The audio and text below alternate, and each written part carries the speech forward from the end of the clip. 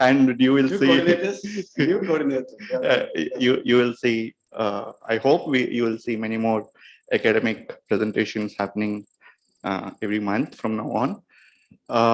Today we have with us Ms. Parijata Pradhan.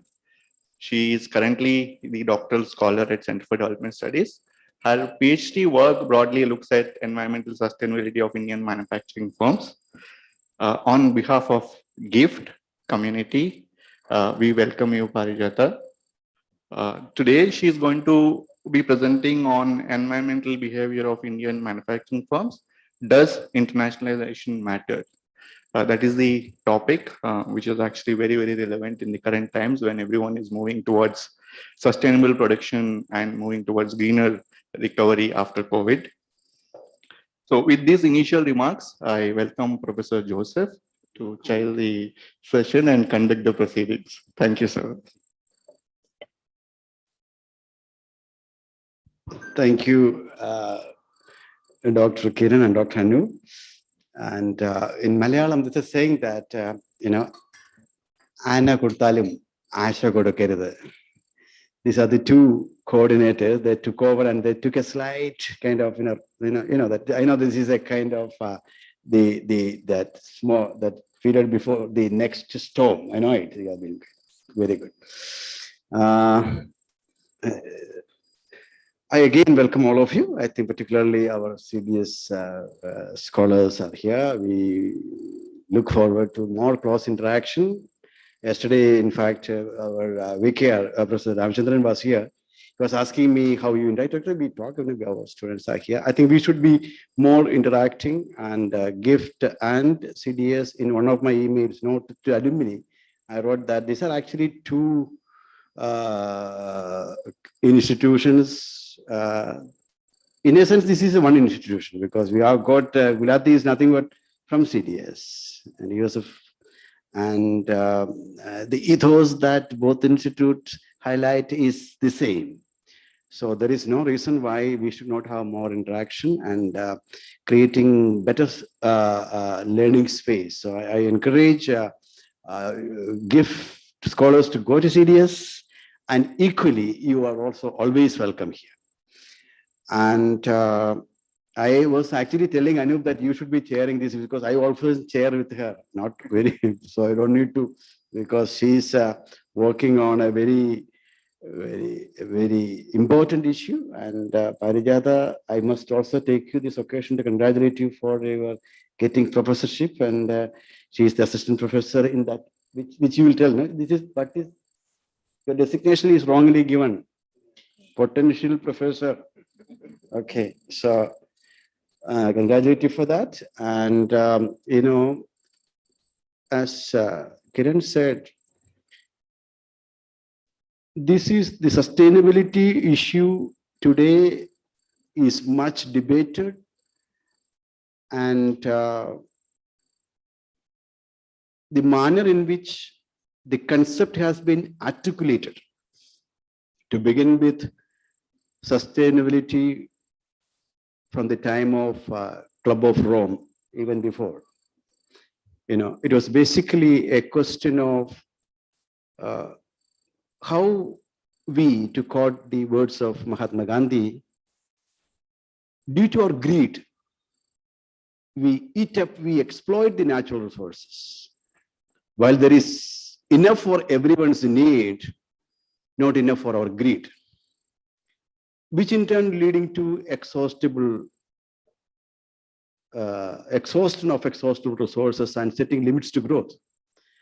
And later, various different conventions, for example, Veteran Commission report.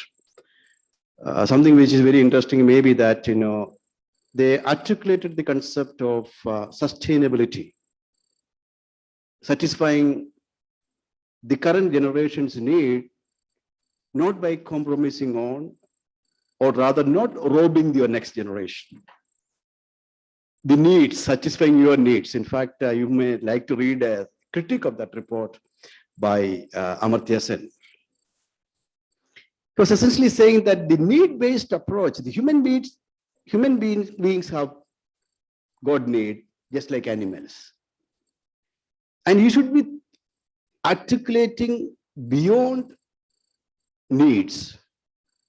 And again, the kind of institutional architecture that is addressing sustainability through controls and regulation should go. And he was calling our attention to the French mathematician Champasort, who even prior to Malthus addressed the question of population explosion in a different manner. Malthus was talking about controls. Champasort was a mathematician, he was talking about capacity building. If you educate people, they will naturally, for example, in Kerala, population got controlled, not so much through Sanjay Gandhi rules. You know that education of women.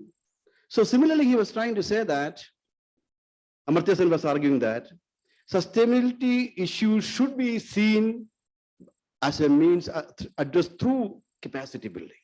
Anyway, this is a big lot of talk on that. Since I didn't prepare, I didn't read her paper, that's why I was talking all these things. So she is actually, after all, everything said and done, when we are sitting in this room, we know that the question of sustainability, global warming, climate change has become a reality. I remember when, long time back, this Yale professor, he was talking too much. I thought, okay, what the hell is he talking about? There is no climate change, there is no global warming, no problem. There is a debate, actually, glaciers are really being melted. Now it's clear, Thiruvananthapuram, what is happening. The poor fisher folk, they think that it is because of Adani. Of course, Adani would have aggravated that. Eating up of the shores by the sea is a phenomenon all across. And we know that it is quintessentially because of, as an innovation scholar, I can articulate that, this sustainability question because of the issue of question of innovation. The solution also actually lies there. But unfortunately, the innovative efforts towards addressing innovation is not necessarily progressing at the same rate as innovations which are creating sustainability issues. This imbalance is actually the problem. So the issue is quintessentially falls to the behavior of the actors in the economic system. She is concerned about the firms. And I know in her MPhil dissertation, she has not published anything out of that. Not published anything? Okay. She's got into, I also not published anything from my MPhil dissertation, don't worry. So in that, actually, she was actually taking agenda of the clean development mechanism of the Kyoto Protocol and how the firms have responded. In that sense, the term she is actually extending Indian firms' response to environmental, their behavior. That's in sense a continuation of your work, I suppose. And I must say that we are very happy that you are going to present it here. I've already taken too much of time than what normally will take too much time. It's much less time than taken today. So now the ball is for yours. So we have certain rules. You know the rules. You know the rules. Same rule. Okay. Right. Okay. Over to you. Thank you, sir. Thank you for the generous introduction to my work. A very good afternoon to everyone. I would like to thank GIFT for providing me the opportunity to present my work here. I would like to present there. I have. If you think that okay, you are standing, our understanding will go, please.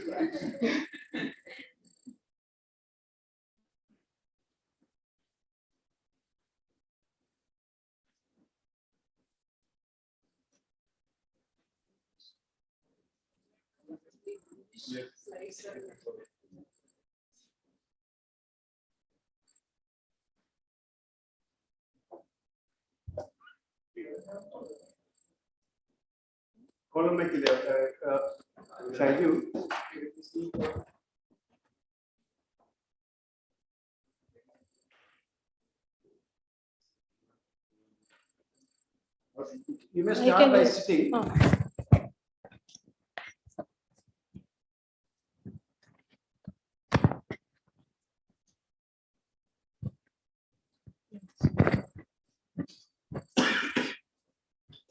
Hello. Yes. This is fine.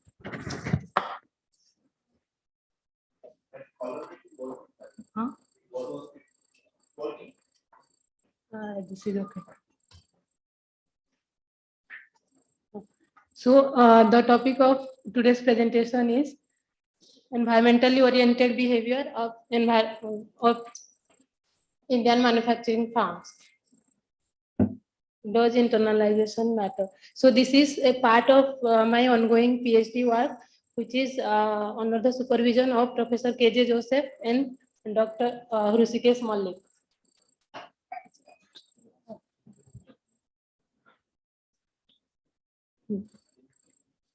So it is widely argued that in the recent decades, the world economy has witnessed an unprecedented economic growth. However, the cost of the economic growth is also that it has got several repercussions, such as with inequalities within and between countries, along with the environmental degradation and increasing emission, giving rise to the serious problem of environmental sustainability. Since the economic growth cannot be restricted, so careful measures should be taken to address these social and environmental issues.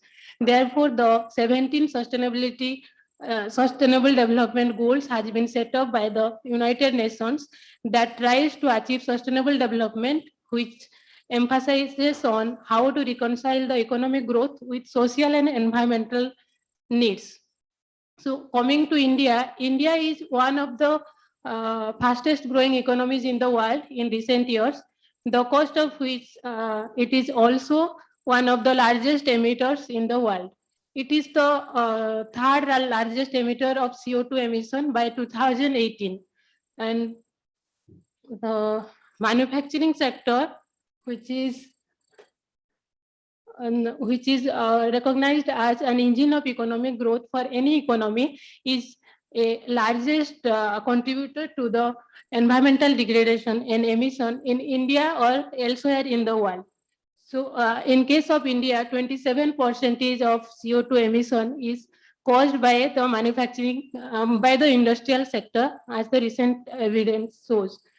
However, it is also agreed at the global level that it has the scope for emission reduction by taking several measures such as energy efficiency measures and deployment of sector specific as well as general technologies. Therefore, the manufacturing sector could be considered as a catalyst and a key component of sustainability transition. So the issue is how to evolve a sustainability oriented development trajectory in a developing country like India by integrating the environmental concern into the production activities in manufacturing sector in India. So in the literature, it is recognized that the to evolve an environmentally oriented development path, a broader transformation of an economy is required. The sustainable transition approach in the literature, it emphasizes on the shift in socio-technical system, which comprises of different actors, institutions, knowledge, and artifacts which are interconnected. In a similar line, the sustainability-oriented innovation system emphasizes on the peculiarities of a global innovation system. It states that the sustainability problems should be viewed in from a global innovation system perspective.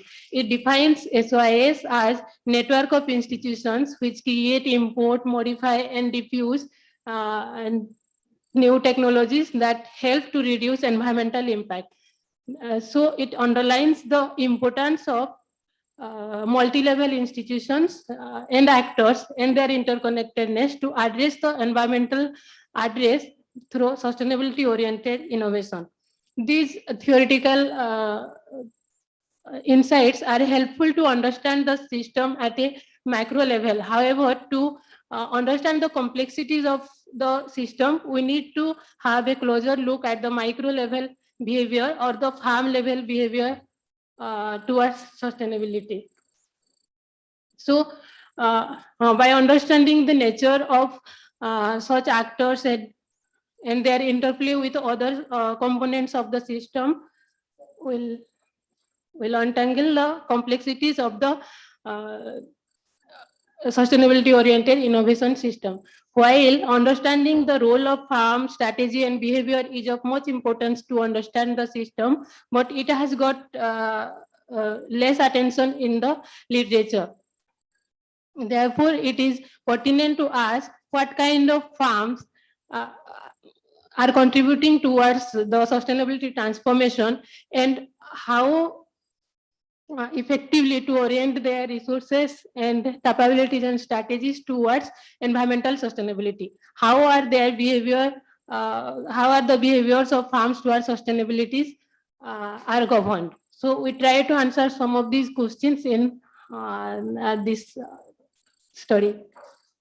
So how a farm contribute to environmental sustainability, or what strategies they adopt? We call it sustainability oriented strategies. These strategies can be, the farm can adopt the preventive strategies, that these are the strategies that can a farm can adopt to limit the use of natural resources without restricting its output growth. These strategies may include several process integrated, product integrated, and efficient use of resources and etc. And secondly, a farm can adopt preventive strategies. The the curative strategies. Curative strategies can be the strategies that allow emission at the first place and minimize the byproducts of production at the end. These are the end of pipe innovation or additive measures that are taken by the farms at the end of the production process to treat the byproduct of production, such as emission. And the example can include water treatment plant, or installing a scrubber, or waste recycle, and etc. However, the sustainability problems are complex in nature, and these solutions also are unclear to the farm, and these are not the core activities of the farms. So they try various strategies in a trial and error basis, and this can include a broader strategies and broad range of activities. So we define sustainability oriented strategies in a broader way, and it can be defined as any practices adopted by a farm to that address that has a beneficial impact on natural environment. So from the literature, what are the factors that can affect the environmentally oriented behavior of farms?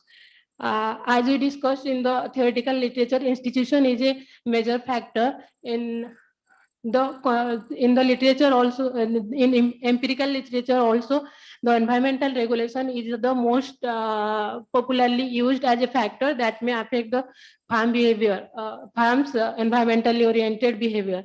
The conventional idea was that the environmental regulation will put additional cost on farm and hence restrict its growth, or it negatively affect its performance. But the Porter hypothesis, it contrasts the conventional idea.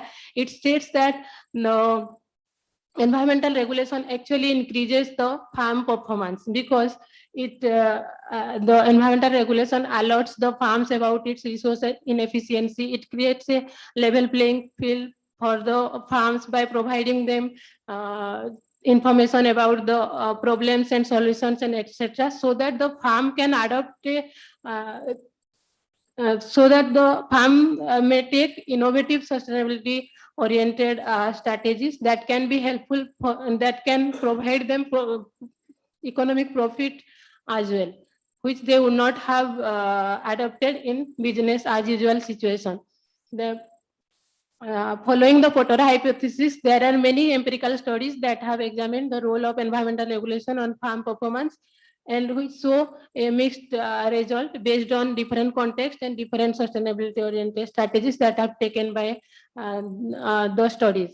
So we verify the hypothesis in case of India that domestic environmental regulation induce SOS activities among the Indian farms. What taking the effect of domestic regulation is a narrow view of institution, because the institution in a globalized economy where policy and technologies are increasingly integrated, we have to take the broader view of institutions that may include the institutional factors like awareness of customers and other stakeholders, and the farm can also mimic from their industry best practices and etc. These can also affect the behavior of farms. So these institutions can be diffused by internationalization. So how can internationalization affect the behavior of farm? By internationalization, we mean the export and foreign investment by the farm. So it can affect the sustainability practices of behavior of farms by two channels. Firstly, it it facilitates the diffusion of international institutions across borders, since the exporting farms are have to face market access regulation, so they build their capabilities to upgrade their capability and to face those green barriers. They build certain capability to address the environmental problem. And secondly, most of the multinational farms, that is foreign owned farms, they originate from the developed world where the regulation, environmental regulation is already already stringent. So they have to build the capability to address such stringent regulation. Therefore, we can expect that the exporting farms and MNCs may practice such strategies in their destination countries as well. And the second channel through which international technology transfer, through which internationalization may affect the farm behavior, is international technology transfer and knowledge spillover. The MNCs which have already built their capability before, they may transfer their knowledge and practices to the subsidiaries in the developing countries. And also exporting farms may be more capable of sustainability oriented strategies, because they have access to better knowledge in the international market by interacting with the foreign counterparts, such as demanding foreign customers and capable competitors and others. For instance, suppose a domestic farm exports intermediate products to a foreign farms, then it will know it will have a better understanding of the production process of that is more environmentally oriented, because the foreign counterpart is already using a environmentally oriented practices.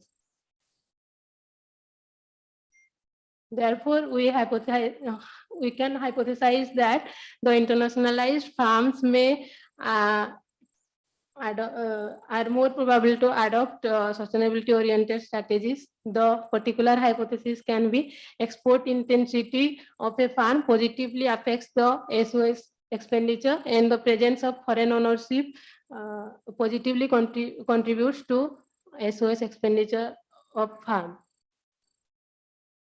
To verify this hypothesis, we collect the data from ProWest database. It is a database of Indian farms, which is collected by the Center for Monitoring Indian Economy and computerized by the CMIE.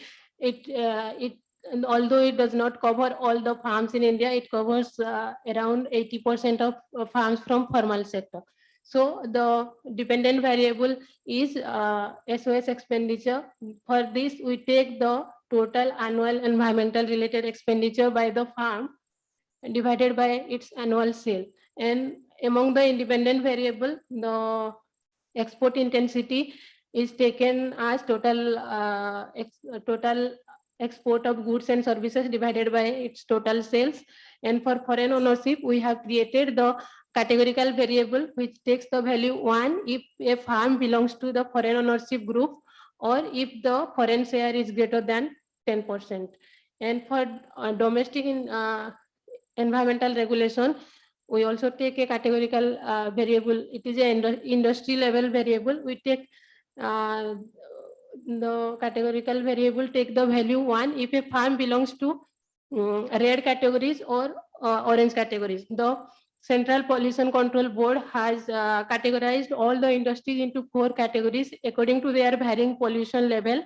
The red industries being the most polluting industries, followed by orange orange industries and green industries and white industries. So the red and orange industries are more are to be regulated more frequently. The pollution board has to inspect and monitor them frequently than the other 2 groups of green and white industries. Therefore, we take this variable as a proxy for domestic environmental regulation. Then we take other control variables following the literature such as size, age, R&D intensity, energy intensity, and their ownership structure, productivity of farm in terms of labor productivity, and level of competition in the industry, that is measured by Herfindahl-Huisman index at 2-digit industry level.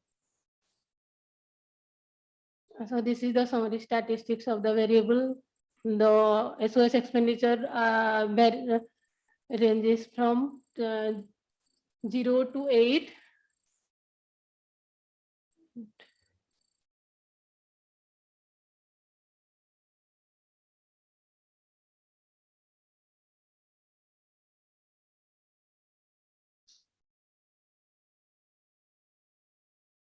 So, and the 40% of the farms are under the domestic environmental regulation, and 6% of the farms are having foreign ownership, and so this is the summary statistics. After this, if we see the total number of farms that report any positive amount of expenditure on environment, we see that it is very low. From 2005, it was just 1%, 96% of farms were reporting environmental expenditure. It became 5.4% by 2021. So it is important to examine the factors that may help to accelerate the wider participation of farms towards SOS. And this shows that the environmental spending by the polluting farms, farms from polluting industries versus farms from non-polluting industries. This shows that the polluting farms are doing more expenditure on SOS. So the our dependent variable contains a large number of 0. Therefore, it becomes left sensor. Therefore, we take a Tobit model, since the random effect model will since the fixed effect Tobit model will give bias and inconsistent result. Therefore, we choose the random effect Tobit model. And another advantage of random effect Tobit model is also that it will consider the time invariant categorical variable in our analysis. So this is the result here.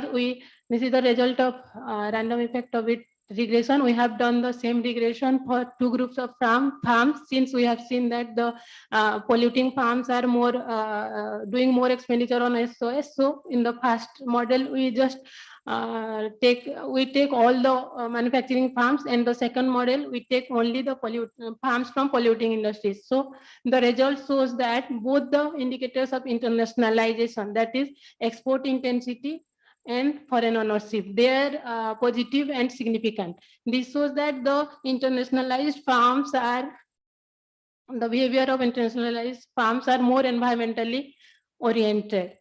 And another interesting result is that the domestic environmental regulation does not contribute to SOS activities of the farms. This may imply that though there are many environmental acts in place in India, but the implementation has been very weak in case of India, so it could not induce SOS among the manufacturing farms. And among the control variables, size and age are negatively related to SOS expenditure. This means the newer farms are more environmentally oriented, and the small farms, which may be the small boat in the sea, they are more able to change their direction. So they are undertaking more SOS. So to conclude, our results is in contrast with pollution haven hypothesis. The pollution haven hypothesis argues that globalization may worsen the sustainable development in developing countries because it assumes that the developed countries are more, they follow more stringent environmental regulations. So the manufacturing activities or the farms will shift their activities to the developing countries, making the developing countries a pollution haven. However, our results show that the internationalized farm may also contribute to sustainability oriented strategies that may improve the environmental quality in such countries. So it partially offset the pollution haven hypothesis. And as the theoretical studies show that sustainability transition is a global phenomena, our empirical result also show the same result. And since the environmental regulation is insignificant in our study, we can say that the effect of environmental regulation is not all the environmental acts are not properly implemented in India, though there are many acts. And there are also studies which argue that in developing the implementation of environmental regulation is weak in the developing countries than the developed countries. So thank you.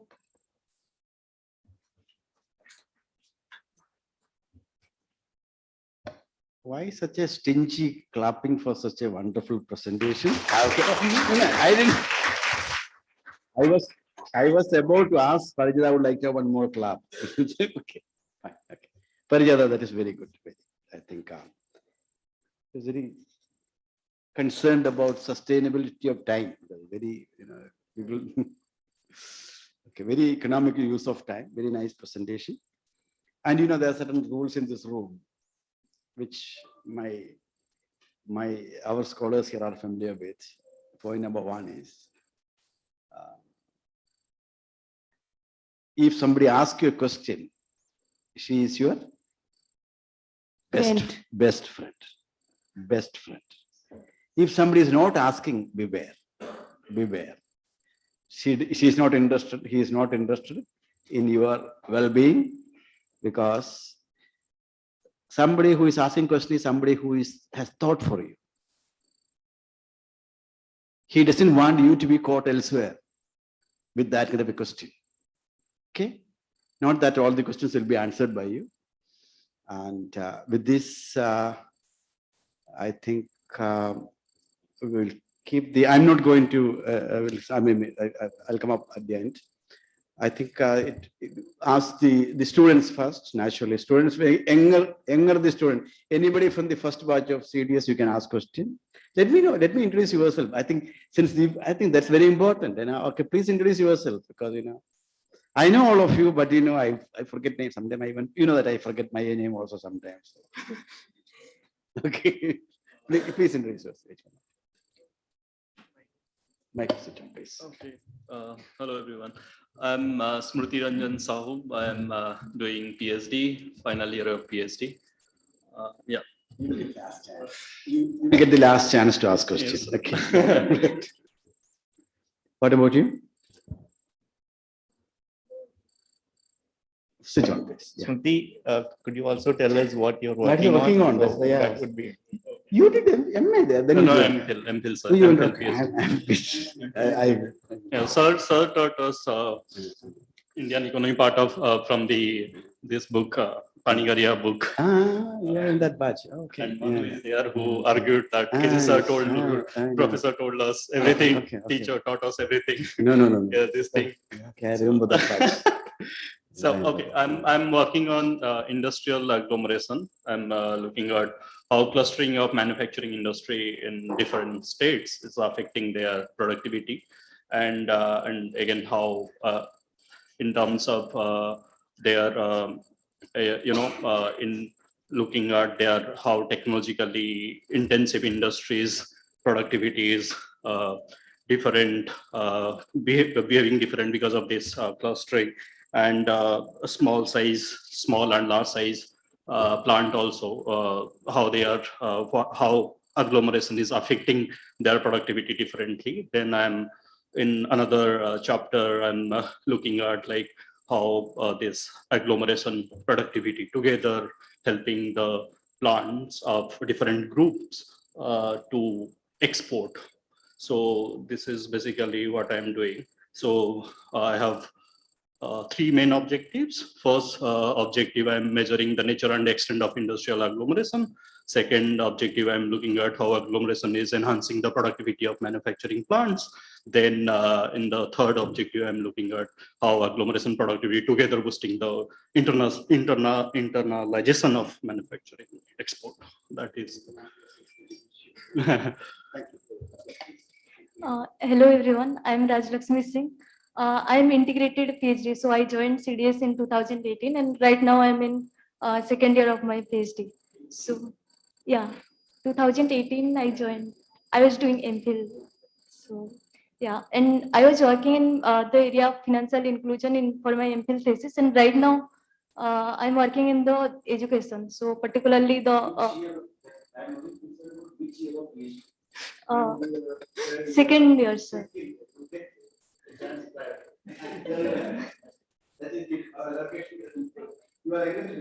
Yes, sir.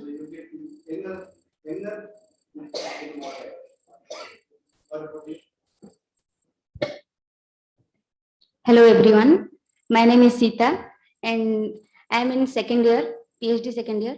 So we are in the very worst group, like COVID group, COVID batch, 2020. Yes, yes. So actually I would like to ask one question to Parieta.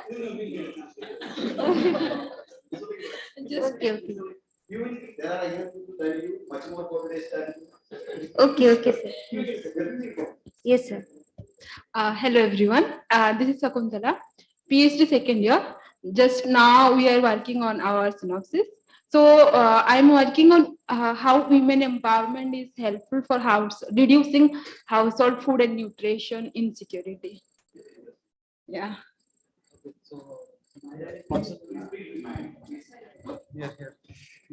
Okay. Yes. My name is Madhusudan Nag, and I'm about to finish my PhD. And my PhD is on political economy of labor migrations. Basically, I'm comparing Gujarat model, so-called Gujarat model, and Kerala model from a migration point of view. I'm in between actually. I'm criticizing both the things. Yes. And Akhila is my classmate. Hello everyone, my name is Amresh Senapati.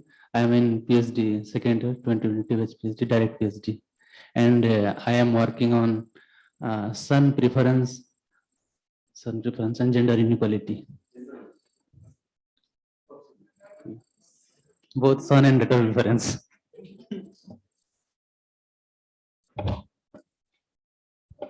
Hello everyone, I'm Vinod Kumar Behra, PhD fourth year, and my work is farmers' behavior and crop insurance from the behavioral economics perspective.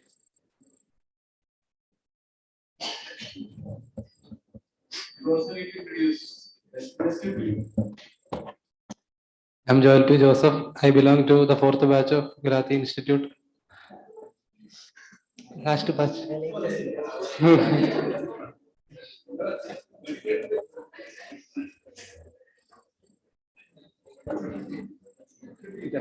Myself Aditya Krishnan. I belong to the latest batch of PhD in the Gulati Institute. Hello all, my name is Indu AM. Last batch, recently joined batch, I mean, nothing else. Hello, everyone. My name is Riju Mohan. I belong to the third batch of PhD scholars, and I'm currently working on climate finance. Nice. Hello everyone, my name is Sindhu Tiar and from the third batch of PhD scholar of Gulat Institute. Hello, my name is Arun Paul. I am the MS batch of Gulat Institute.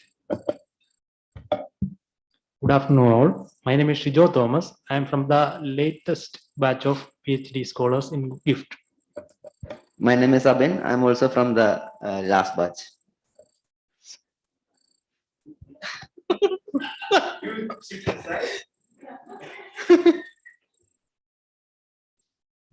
Hello, I'm Akhila.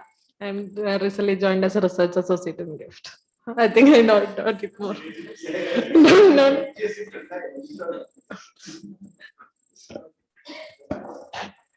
Hello everyone, my name is Meghna Jaishankar, and I am also from the latest batch of GIFT. Yeah. I'm Munawra Zubair. I'm also from the latest batch. Hello. Hello, I am Nivedita. I am also from the latest batch. Myself, George, and I am the second batch. Actually, I'm in the third year of my PhD, and I am doing on MSME sector, how the MSME sector of Kerala impacted by GST. Thank you. Hello everyone, I am Jerome Joseph, currently third year research scholar of GIFT, and I am working on GST governance in India.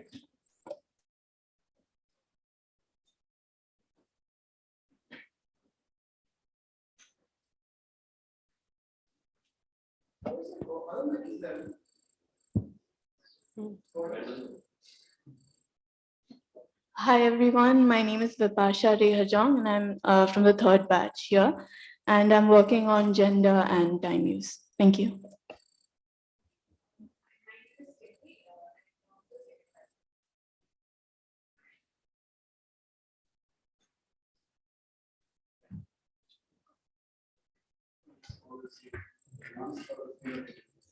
Hi, I'm Shagishna K. I'm the third batch, second year, and I'm working on financial inclusion, precisely the role of religion in financial inclusion. Thank you. Hi, I'm Papaya. I'm from CDS and I'm working on role of public-private partnerships in infrastructure sector. I think with this, you don't need to again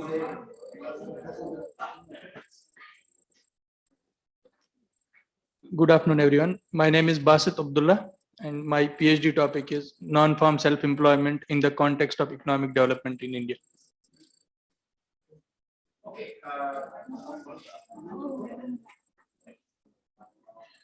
Hello, everybody. My name is Murchana Nath, and I'm working as a research assistant in CDS. Now let's have questions. I think the first preference goes to the areas to plant in both. Both places. Okay, you. Hello. Yeah, my question is like this sustainability oriented strategies. So how this SOS affect the farm's profitability? Because without profit, they won't adopt SOS. Can you explain a little bit more? After 3 questions.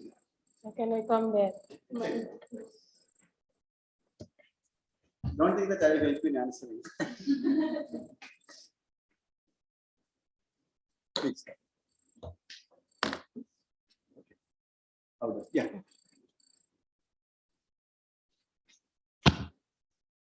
Okay.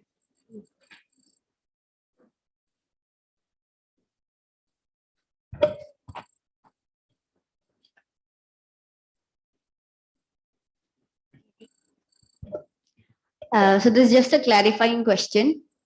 You talked about internationalization, right? And you also talked about pollution haven.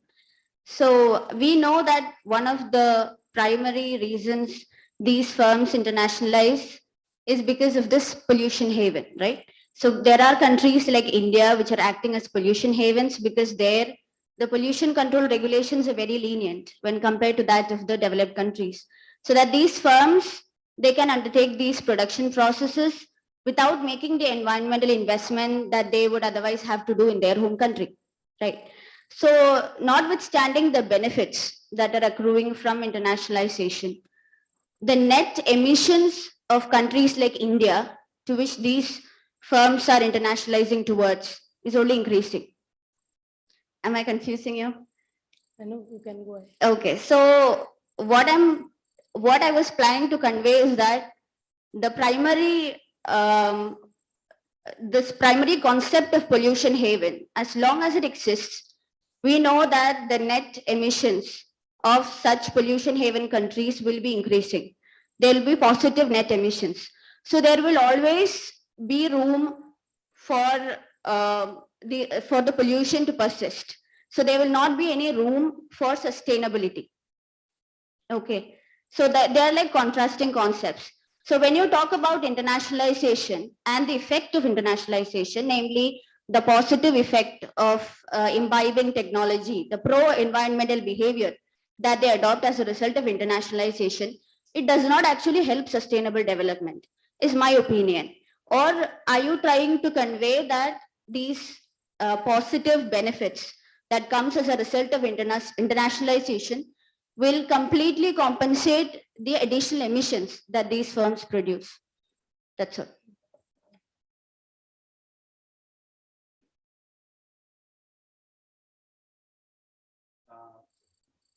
Three is the best number to start with. But even with two, we can start. If you want to wait for No, I two, can two is say. enough, isn't it? Yes, sir.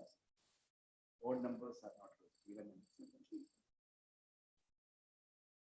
So answering your Sita's question, the SOS activities may affect the profitability of farms in both way. It is a question of empirical question, but the in the Potter hypothesis, and there are other empirical studies also, they states that the SOS activities may increase their profitability, because if these activities will give them a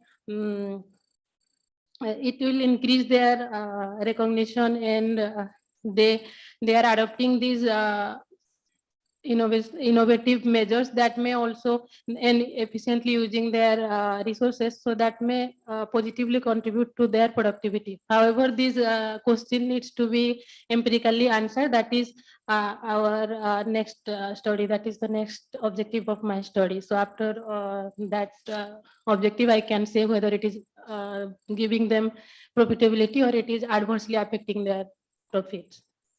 So this needs to be analyzed in the next objective.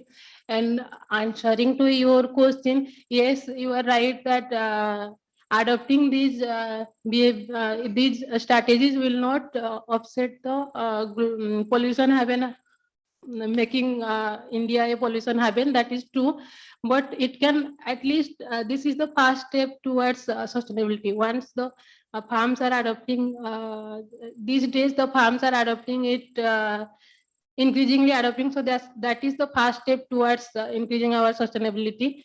The proper effect, again, it remains as a empirical question whether it is really contributing or not. But the at least inducing them to adopt those sustainability activities also help to certain extent, as I believe. Yeah, I think this is a very much a work in progress work, and so any amount of questions are welcome, and clarification, conceptual, analytic, empirical, all these questions are also. And I think really is a very interesting question. In fact, when we talk about the fact that China is becoming the factory of the world, what's actually happening in Beijing? You can't walk around. People have been wearing mask here as early as 2014. In that process, they bring out the emissions that otherwise the emissions that otherwise happening would have happened in the US is happening in China. So the question which the matter which I have to tell me is whether you have to go by an input measure or an outcome measure. She has gone by input measure. What is the environmental? What is the measure of firm's response? Expenditure. That's an input measure. I may spend so much of money, but still I keep on emitting and my air and water and everything is polluted. You are had it. So what actually one should look for is outcome measures, like whatever it is. So which I mean, I liked your answer because it is in fact the first step towards this. That way, your answer was also very good. So I think you both have made very interesting points. In fact.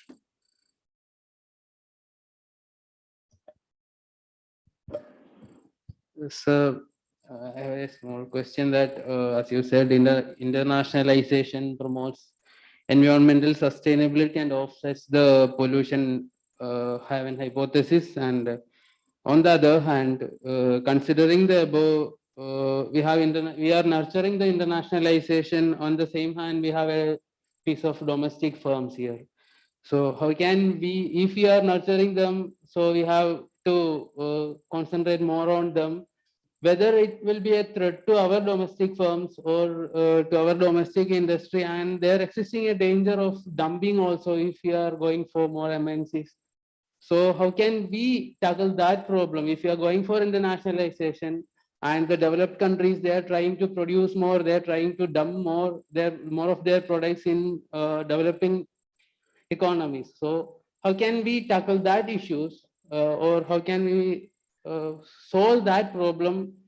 We need both internationalization, we need sustainable environment. So if it is possible, whether it is possible to bring the technology to our domestic firms rather than fostering or nurturing internationalization or MNCs. That's my point. Am I make sense?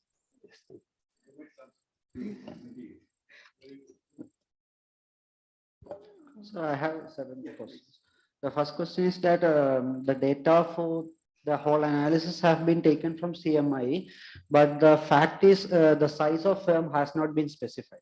Like 80 firms, like 80% firms in the organized sector have been covered is what you have said.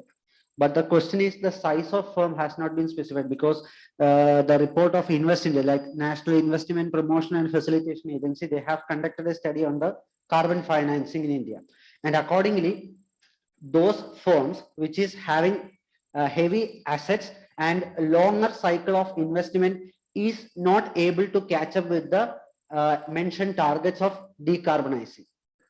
I mean, am I making the sense? Is it clear? Like those large firms which is having heavy assets and is having an investment plan for a longer term, those firms are not actually catching up with the target that has been set for the purpose of decarbonizing, whereas the smaller firms are to a longer extent is catching up to 95% of their targets, whereas the larger firms are just attaining a 50 to 60% of targets in the decarbonizing. So in that perspective, what can actually be the sense, especially when India is trying to enhance its manufacturing share from the 16% to 25% of its GDP by 2013. At the same time, we are trying to be a net like a 50% net emission declining by 2030. How come this particular, like your hypothesis are clearly stated that weak implementation of the pollution regulation is the major reason behind. So how can we,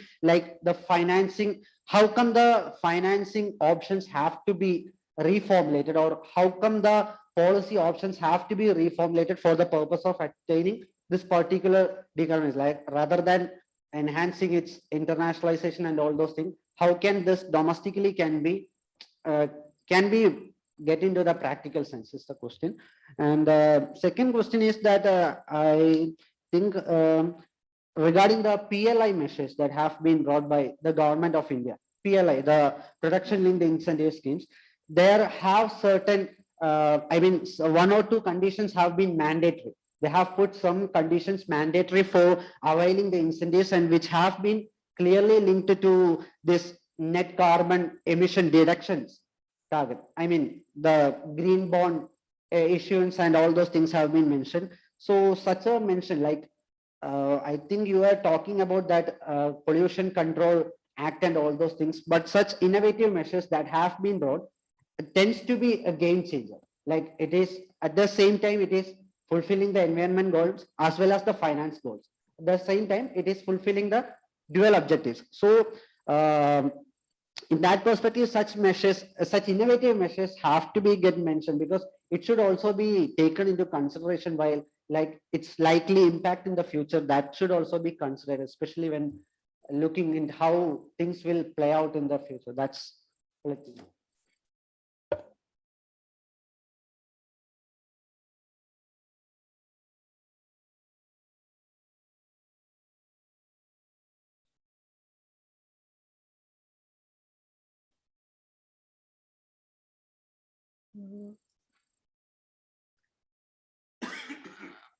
If I understand your question correctly, then you are saying that small size farms are contributing more towards environmental sustainability. That is one of our finding from this analysis also. I found that size is negatively related to environmental expenditure, and it is and as you said that financing these activities is it should be given priority. I also agree. In my MPhil work, we have looked at a very innovative financing mechanism, that is clean development mechanism, that is under the Kyoto Protocol. So such mechanism actually orient the farms towards environmental sustainability. But there is no such measures in India. In case of countries like China and all, they have adopted CDM kind of mechanism. India should also adopt that kind of mechanism. I totally agree with your opinion. India has one such kind of mechanism. It is regarding energy efficiency. If a farm can, but it is in the pilot mode. I am not able to recall the name, but it is in the pilot mode. No. But it is not implemented throughout the industries. It is just for some 240 farms or something large farms. They have just started. It is regarding energy efficiency. If a farm can achieve its energy efficient level, then it can trade it that with others. So such innovative financing mechanisms should be promoted in India also. And domestic versus the foreign farms, even though domestic farms which are exporting, they can also build capability by interacting with them. And I am not saying that the internationalization is the only way to promote environmental sustainability, though there should be some innovative environmental regulation that can address that can induce all the farms to undertake such measures. And since we saw in our results that domestic environmental regulation is not implemented properly, so there should be proper implementation of regulation, and new innovative institutional architecture should be built to induce all the farms towards sustainability oriented measures. So R&D variables sign coming in. It's insignificant. Insignificant. I think that is where George's questions become perhaps.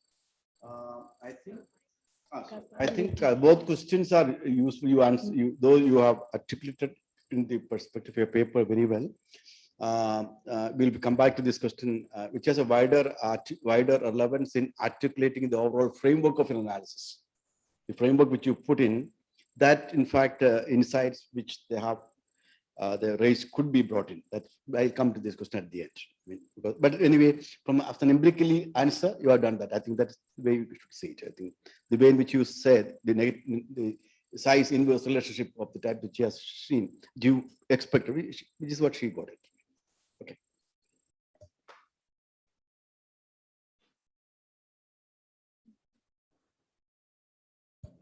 So now you can ask. Sorry. Sir, no, I just want to know a thing. No, Two or four.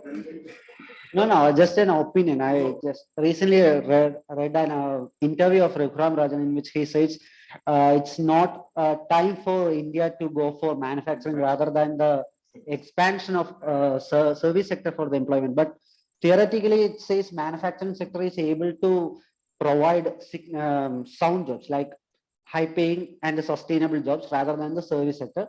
So he's arguing for a growth strategy. We'll have an industry session. Okay. Very nice. I'm very happy that you read diagrams. You are also looking at it.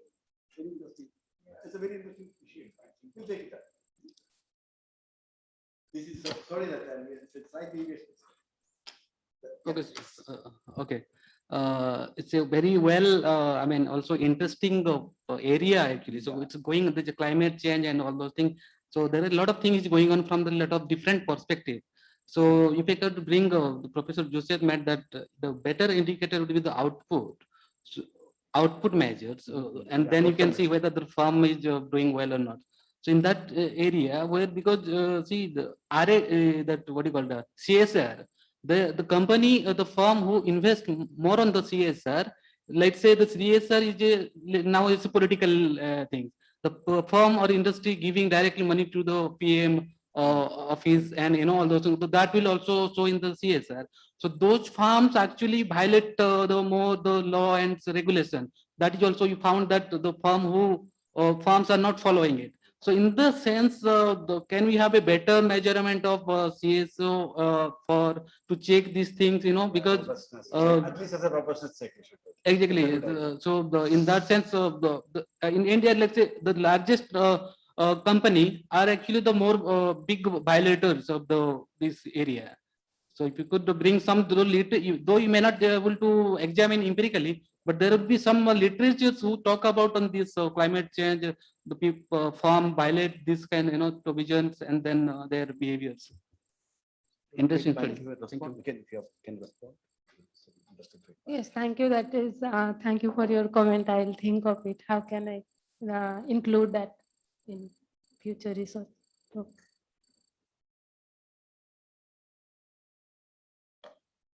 There are no more friends.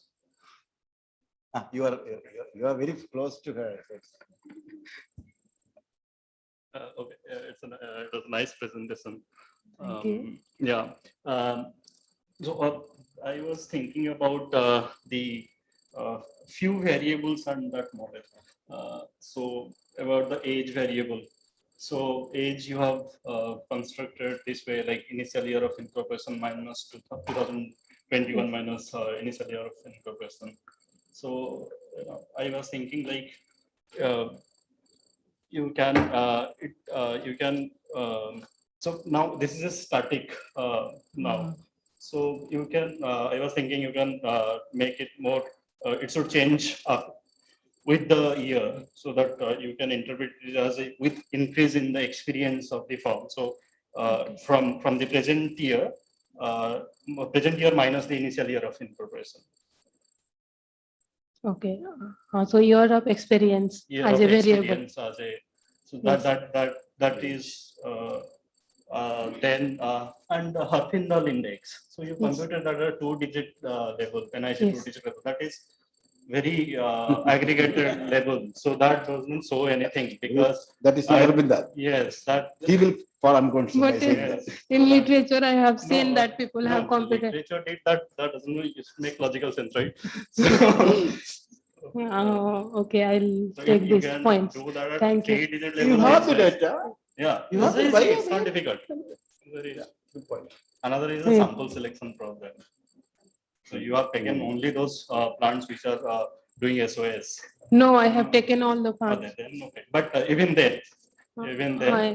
I have tried one Heckman selection model, but the result was not coming properly. So I have shown this, but I'll try to improve.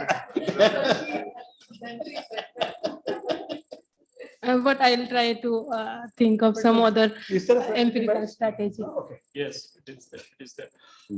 Another thing is that you have taken only R&D expenditure as a R&D expenditure for what? To For, measure technology. Capability. Other royalties and royalties payment imported of intermediary, is the imported inputs. Those are also some source of imported technologies, right? Import of capital good also. So Speak loud. Yeah, that is I was thinking that you can change like is it one half day you can go. Yes. Thank you. I'll try to incorporate all these variables.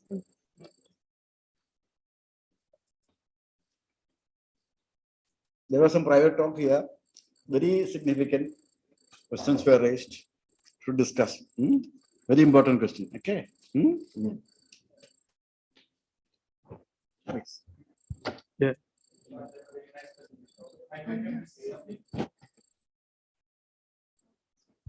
Switch it on, Okay. please. The So, light will come. I might have missed something. So right now you have taken those who do the exports, they are internationalized, and those who don't do the exports, they are not internationalized.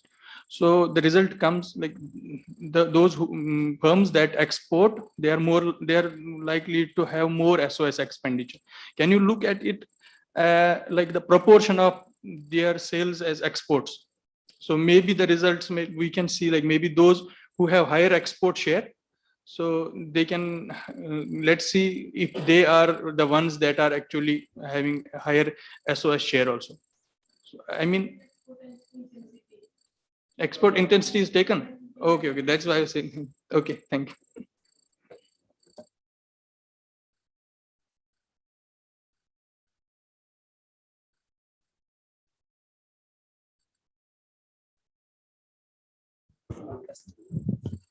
Hello.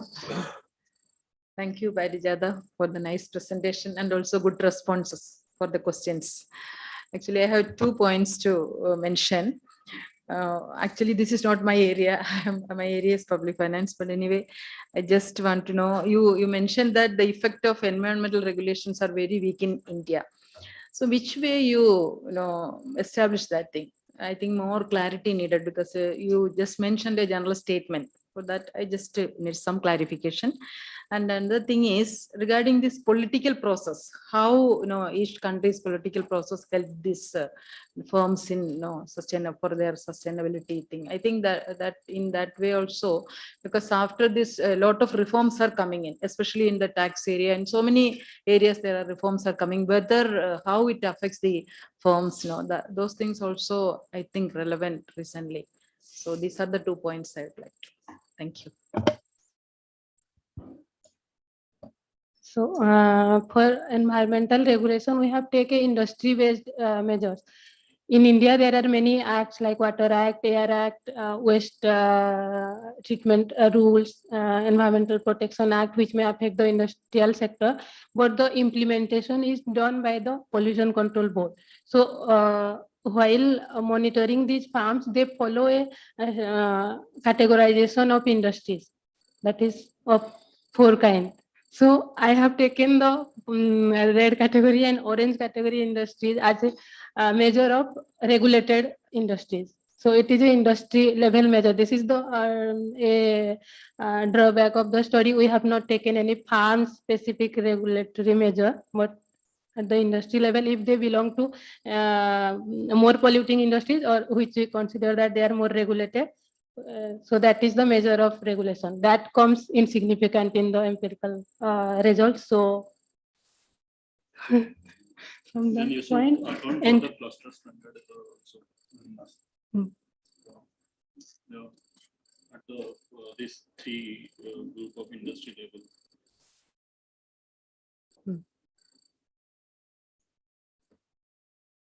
Take the composition of this export-oriented industries and the other industries, the majority is in the other way only. Only the export-oriented industries, comparing their share is very low, no? Yes. So I think that generalization internationalization, you are going for internationalization, but the firms are very limited. Am I right, sir? Domestic industries and international export oriented. Yeah, yeah, that's. It's a kind of topic in terms, isn't it? Yes, sir.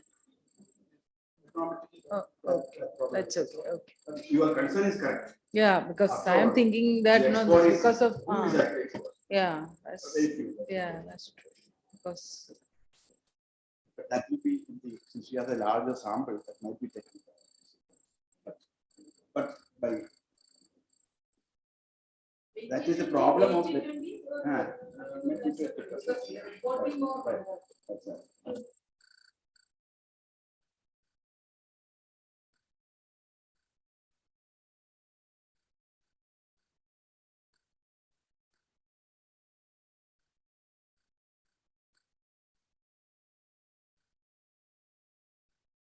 You are supervisor. Okay, you are some questions. Yeah. Vertical line. Vertical line. Thank you, Parijata. It was a very good presentation. I have a few suggestions and maybe some clarificatory questions. Some of them are also picking from what has already been asked, and I'll also try and rationalize why that question is very important. So to begin with, I will first try to go down to the empirical inconsistencies. As it has been pointed out, there's a self-selection bias in the model, right? You also would agree with that because the firms are self-selecting. And there are two things. There's a decision that they're making whether to spend or not. And after that, the intensity also. So intensity, Tobit model takes care of it, but still the self-selection comes when you're talking about internationalization. Now, you said you have tried with Heckman. After Heckman, a lot of class of Heckman models have been developed. One model which has been used in this kind of literature is Craig's double hurdle model. Okay, that is something that which has been used quite widely in these kind of selection problems. And this problem will get aggravated when you move to the outcome variable, right?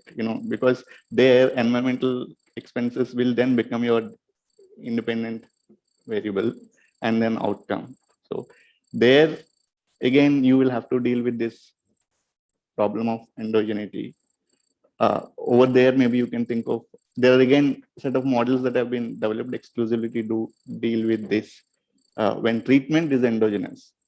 Okay, so here your treatment, which will in your next chapter, it will become endogenous because you are deciding how much you are spending, right? The treatment intensity also.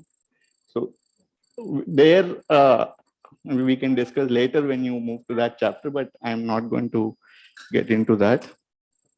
Then coming to other aspects, so you have divided the entire industries into polluting and non-polluting industries, and then you found that the coefficient is much higher for that. Is kind of expected, right? It is. Were you surprised when you got that result? Like polluting industries have much higher environmental expenditure, sustainability related, isn't it? He was expecting. No, that is. Oh, you are getting insignificant, but your descriptive statistics show that they're spending higher money, right? So you do the mean difference test then first. Okay, then you will get whether statistically at a descriptive level that is statistically significant or not. Going forward, you can see whether any of the inclusion of variables is eating up this particular result. Maybe we can actually, I want to pick up what Madhu has said. See, there is another research that shows that firms spend more on CSR where the firms are actually violating the environmental laws. So if you can actually interact the CSR component to environmental pollution industries, you might then get actual clear picture with what he's saying, whether they are spending on CSR to bypass this environmental regulations.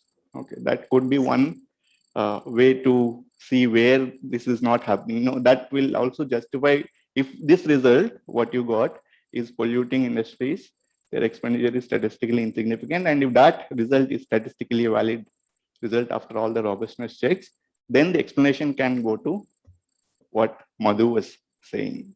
Okay, that is one comment. And other is taking further from Smriti. See, actually, he has raised it. Import of raw materials and intermediate goods. Okay, where you're importing it from, that could also, drive your spending, right? Do you think that, once you are importing it from foreign sources, it will have a differential impact? Yeah, because there are international standards, right? It will, the moment you go to international market, so standards will come into a lot of compliance has to be done. So would that then affect your result?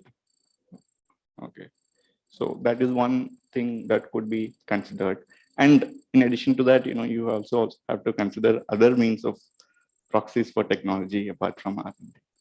And finally, this is a clarification. You found that your result is in contrast to the pollution heaven hypothesis. But what could possibly explain what your result is? It's perfectly fine if you don't have an answer right now. Coefficient explains. But going forward, that is what a viewer will look forward to, because it is the result, that catches attention from all your results. Yeah. So going forward, one will expect an answer from your study. Why is it coming? And because it's coming, and you should also explain it.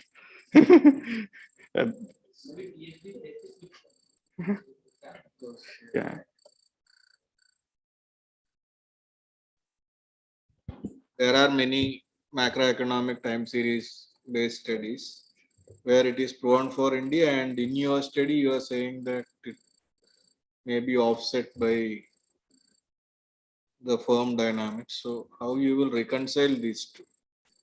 Because only one of them, both can't be true, right? So a reconciliation will be something that people will be looking for, because the moment you are refuting pollution haven, people are going to raise this macroeconomic analysis. You may have to look into that. And last suggestion. You have an interesting observation when you looked at the firm heterogeneity in terms of size. Okay. Now, could you also think of interacting that with the whether firms, smaller firms in polluting industries, and larger firms in polluting industries? Okay. So whether this whole hypothesis remains the same irrespective of the firms where they operate. And again, that result will connect to what Madhu is saying, the larger political economy issue.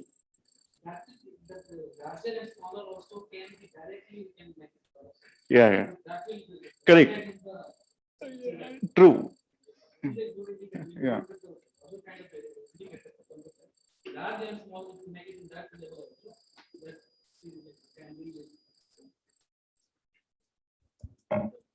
I think what Kiran, why maybe you are not getting significant value for this, why you are not getting this the pollution haven hypothesis. It's not only maybe what Kiran Bhai was saying. You have to orthogonalize or what is mean difference or first order difference of the. You have to take that, because that makes a lot of difference actually. Yeah. So result is there. You have to find out. You have to get the result.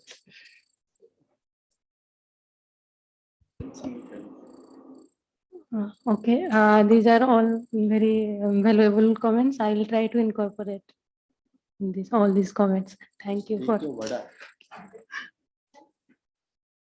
We don't want to add to sustainability problem through wasting this water. Okay, I think it's nice. I suppose you're happy.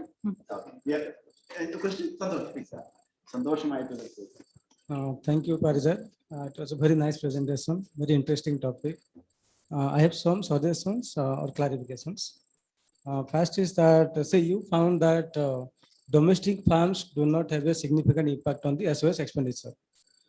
So I was thinking, is there any role of the state? For example, some state might be lenient towards polluting farms. Okay, they might be inviting because everybody is now competing to have more farms to create more jobs like that.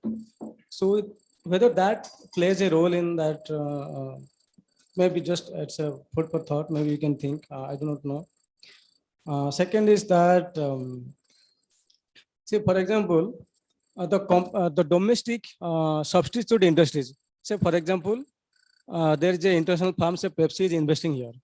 If there is a substitute, a domestic substitute for that company, whether these companies are forced to invest in SOS expenditure because they know that they have a foreign competitor who is actually much more socially or environmentally more conscious. Hence, they also need to, because they want to be good in the eyes of public. Okay, so they also want to spend more.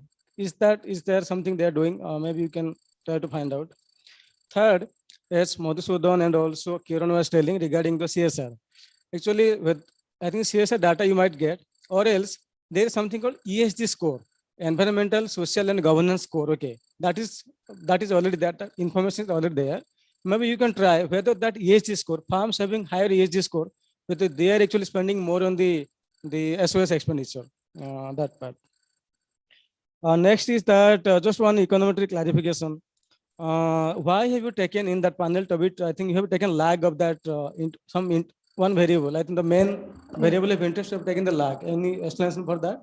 Because the SOS, the farms which are exporting may affect the export may affect the SOS expenditure. It may, the SOS expenditure may also affect export, because when the farm is more environmentally friendly, it may have more access to export market. So that I mean, are you hinting at the endogenous issue? I mean, yes, that's why you're taking the to lag address to the capture that. Okay. Thank you.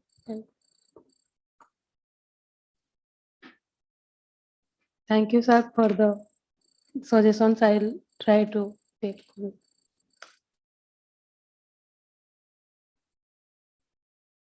Happy. Very happy.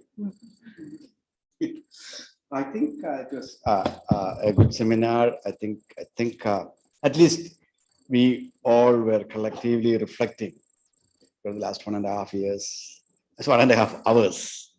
And I think we are all much better off at 5 o'clock as compared to 3:30, thanks to her.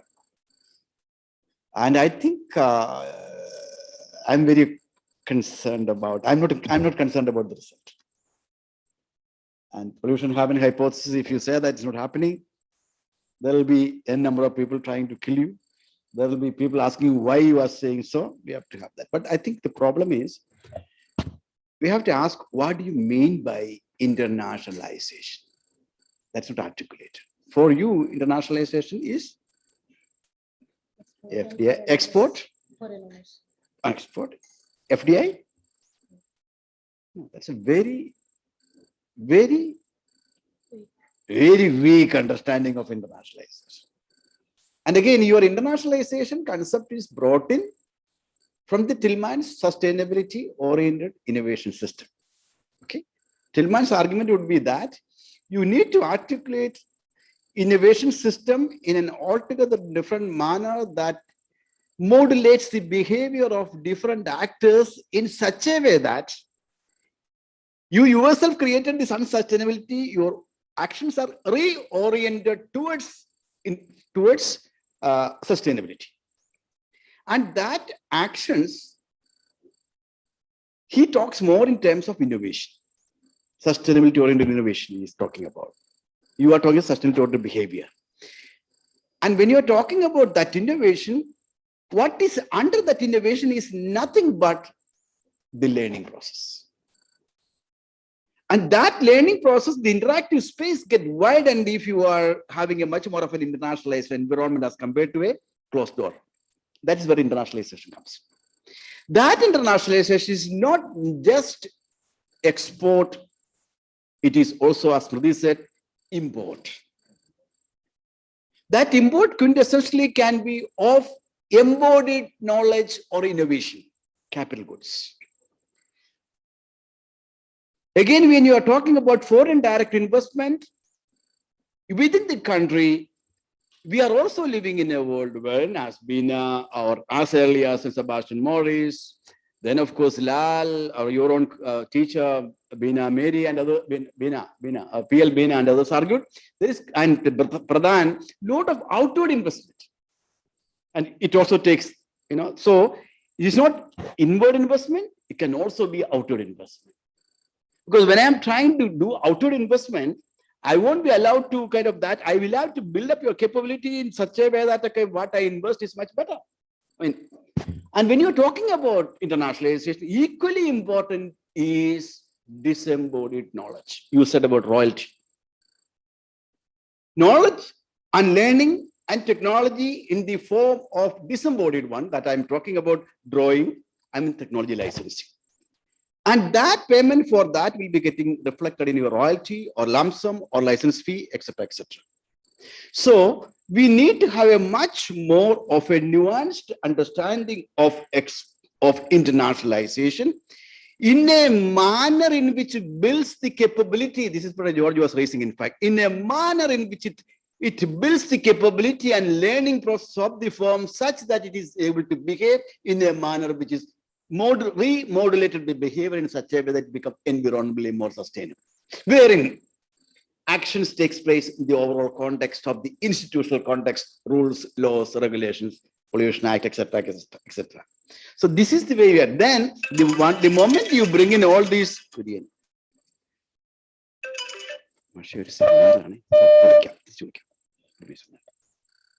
so okay.